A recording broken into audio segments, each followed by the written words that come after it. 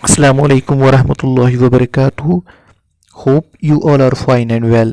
Dear students, as we already discussed in the previous lecture, the political, economic, socio religious causes of the revolt of 1857, and today we will study what was the immediate cause of the revolt of 1857 and what happened after 1857 in India's modern history.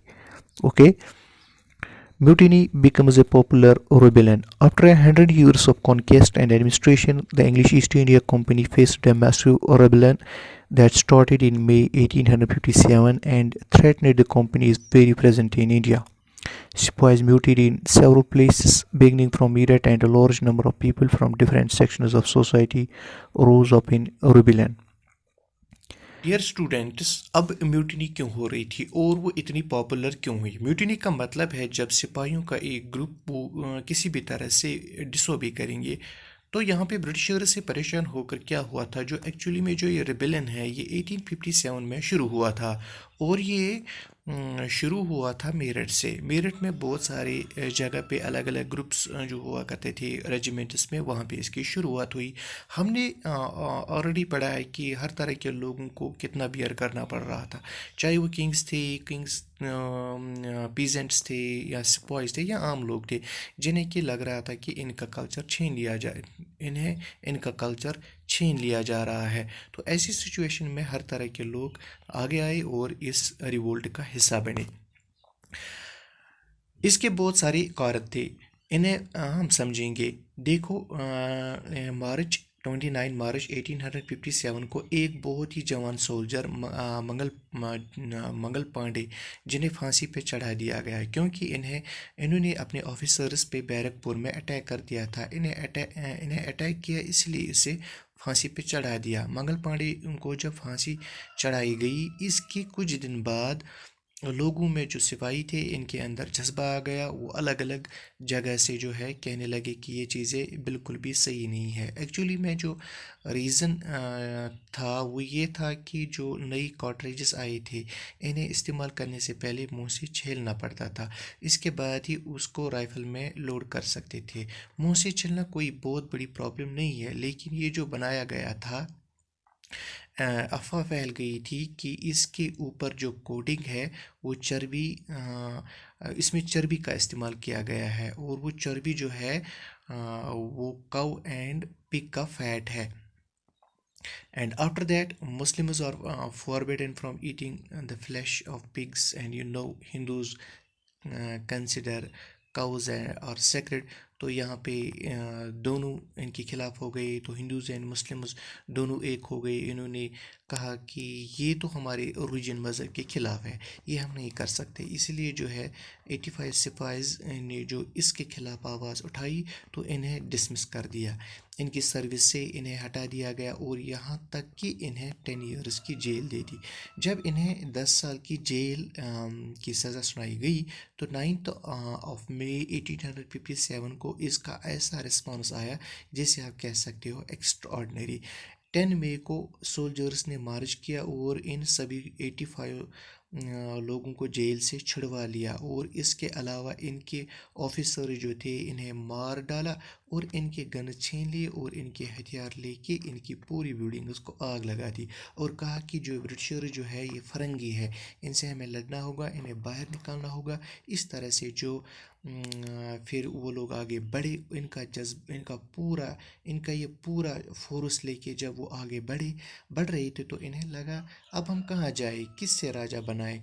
तो इन्हें याद आई बहादुर शाह ज़फ़र की। Bahadur Shah Zafar unwillingly पहले वो थोड़ा हिचकिचा रहे थे, फिर इन्होंने बात मान ली और वो लीडर बन गए। और इन्होंने कहा क्या किया, सभी को चिट्ठी लिख दी, जो भी दूसरे रूलर्स थे, इन्हें कंट्री कंट्री में जो दूसरे नवाब्स थे, सब के पास इंडियन स्टेट्स में चिट्ठी चली गई, और कहा कि हमें ब्रिटिशर से लड़ना है। इस तरह से पूरा रेबेलियन अब शुरू हो जाता है। دہلی میں، لکھنؤ میں، کانپور میں الگ الگ جگہ سے ریجیمنٹس نے، ڈفرینٹ جو ریجیمنٹس ہوا کرتے تھے وہاں پہ سارے سپاہی لڑ رہے تھے یا ودرو کر رہے تھے، اور انہیں یہاں پہ لوکل جو لیڈرز تھے، زمیندارز تھے یا چیفس تھے، اور جو گاؤں کے لوگ تھے وہ بھی یہاں پہ آگے آگے، اور انہوں نے بھی ساتھ دیا۔ The rebellion spreads. Dear students, یہ جو سب لوگ جو تھے یہ اب جڑنے لگے، تو نانا صاحب جو کہ پیشوا باجی راؤ کے اڈوپٹڈ سن تھے، تو انہوں نے کہا کہ میں جو ہوں بہادر شاہ ظفر کے انڈر اپنے آپ کو گورنر ڈکلیئر کرتا ہوں، اور اس کے بعد انہوں نے کہا میں خود پیشوا ہوں، اور یہاں ایسا کہتے ہوئے کانپور سے انہوں نے جتنے بھی برٹشرز تھے ان کو باہر نکال دیا۔ لکھنؤ میں برجس قادر تھے، انہوں نے بھی اسی طرح برٹشرز کے خلاف آواز اٹھائی، اور ان کی مدر جو بیگم حضرت محل ہے انہوں نے بھی بہت ایکٹیولی سپورٹ کیا اور برٹشرز کے خلاف موومنٹ چلائی۔ جھانسی میں رانی لکشمی بائی کا ساتھ تانتیا ٹوپے اور نانا صاحب نے دیا، ان لوگوں نے مل کر جو ہے سپائز کی ہیلپ کی، اور سپاہیوں کے ساتھ مل کر یہاں پہ یہ لوگ آ کر کے اس ریولٹ میں شامل ہو گئے۔ The company fights back. Dear students, company نے اس ریولٹ کے بعد اینٹ کا جواب پتھر سے دیا۔ دہلی کو دوبارہ ریکیپچر کیا گیا اور مغل امپرور بہادر شاہ ظفر کو لائف امپریزنمنٹ کی سزا دی گئی۔ ان کے بیٹوں کو بھی مار دیا گیا، اور ان کی وائف بیگم حضرت محل ان کے ساتھ ان کو رینگون جیل میں بھیج دیا گیا، اور بہادر شاہ ظفر نے رینگون کے جیل میں ہی اپنی آخری سانس لے لی، اینڈ ہی ڈائیڈ ان نومبر 1862۔ اس کے بعد برٹشرز نے یوں پوری کوشش کی کہ لوگوں کی جو وفاداری تھی اسے دوبارہ حاصل کر سکے۔ ایسا کرنے کے لیے برٹشرز نے اناؤنس کیا کچھ ریوارڈز کو۔ انہوں نے کہا کہ جو بھی لینڈ ہولڈرز ان کے ساتھ لوئل رہیں گے اور جو بھی ان کا ساتھ دیں گے، ان سبھی کو یہ ادھیکار ملے گا کہ وہ اپنے زمین اور جائیداد کے اوپر اپنے رائٹس رکھ سکتے ہیں، یعنی کہ جو بھی ان کے ٹریڈیشنل رائٹس ہوا کرتے تھے اور جو بھی ان کی زمین جائیداد ہوا کرتی تھی وہ انہیں واپس دیے جائیں گے، اور وہ ہمیشہ خوشحال رہیں گے۔ اتنا ہی نہیں، یہ بھی کوشش کی گئی کہ برٹشرز دوبارہ سے اپنے کنٹرول کو مضبوط کر سکے۔ ایسا کرنے کے لیے انہیں کچھ چینجز کی ضرورت تھی، کیونکہ جو لاز پہلے چلتے آ رہے تھے اب ان کے ساتھ ان کا آگے کام نہیں چل پائے گا، اس لیے انہوں نے بہت سارے نیو لاز پاس کیے۔ برٹش پارلیمنٹ نے ایک نیو ایکٹ پاس کیا گیا 1858 میں، جس کے دورہ ایسٹ انڈیا کمپنی کی جو پاور تھی اس سے اب ٹرانسفر کر دیا گیا برٹش کرون کو۔ ڈیئر اسٹوڈینٹس، جو برٹش پارلیمنٹ یہاں تک تھی وہ انڈیا کو اب ڈائریکٹ کنٹرول کرے گی، اور یہاں پہ بات کی گئی ایک ریسپانسبل مینجمنٹ کی، جو کہ انڈین افیئرز کو بہت اچھے سے سنبھالے گی اور انشور کرے گی اب جو ساری چیزیں آگے سے زیادہ اچھے طریقے سے ہوں گی۔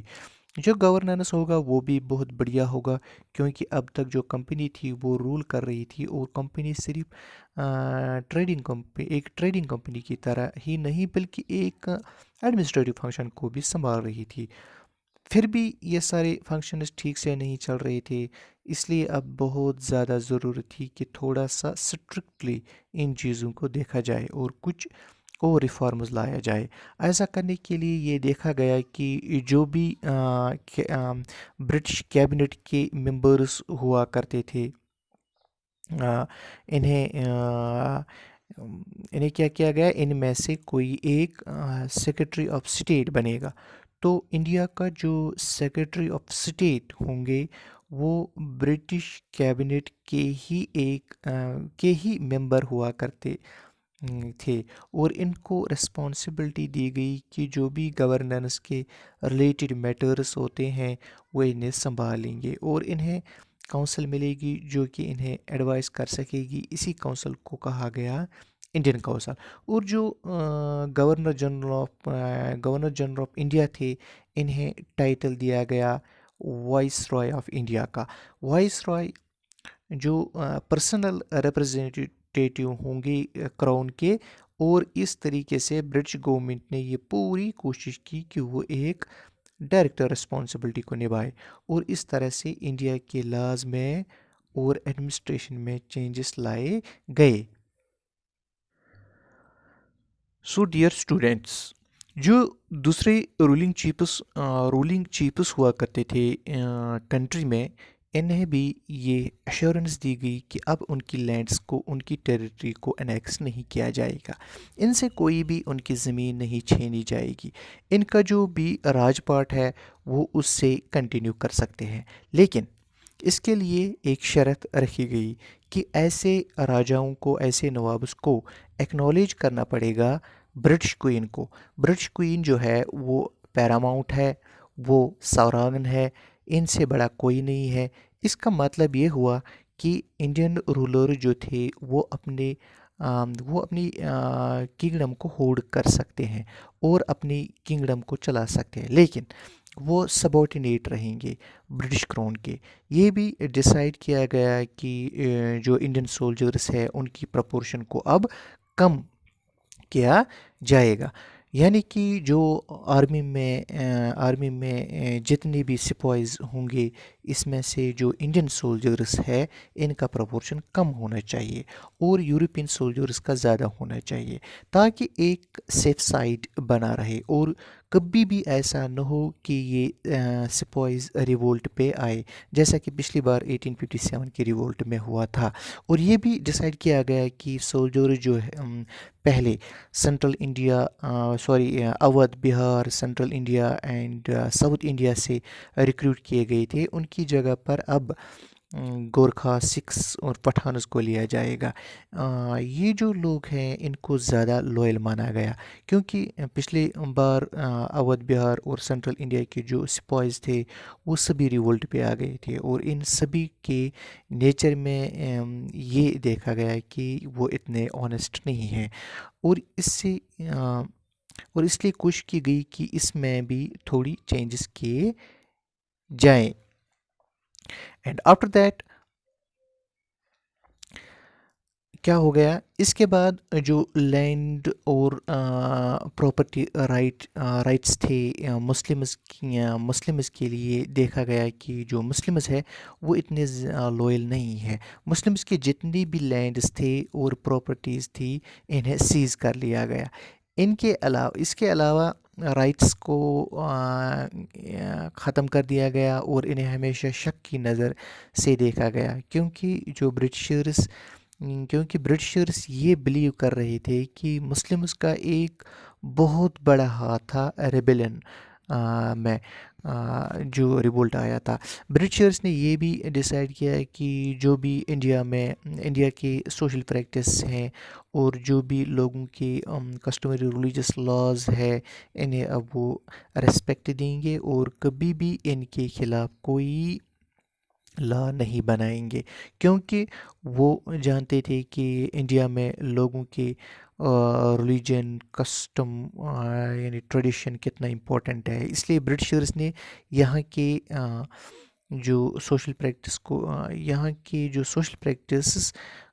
کو بھی ریسپیکٹ دی، اور انہوں نے کہا اب کوئی بھی ایسی پالیسی نہیں لائی جائے گی جس کے دوران کسی کی پراپرٹی کو یا کسی کی لینڈ ہولڈ کو یعنی زمین کو لیا جا پائے۔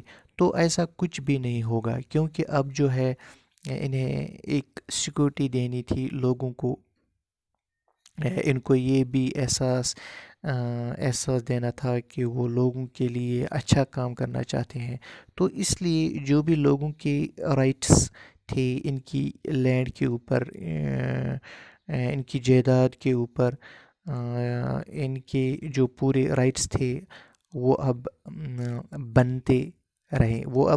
بنے رہیں گے، اور انہیں کبھی بھی اب چھینا نہیں جائے گا۔ سو 1857 کے بعد انڈین ہسٹری کا نیا فیز شروع ہوتا ہے، اور یہاں پر ہی ہمارا جو چیپٹر ہے کمپلیٹ ہوتا ہے۔ So dear students, that is all for today. اللہ حافظ، فی امان اللہ۔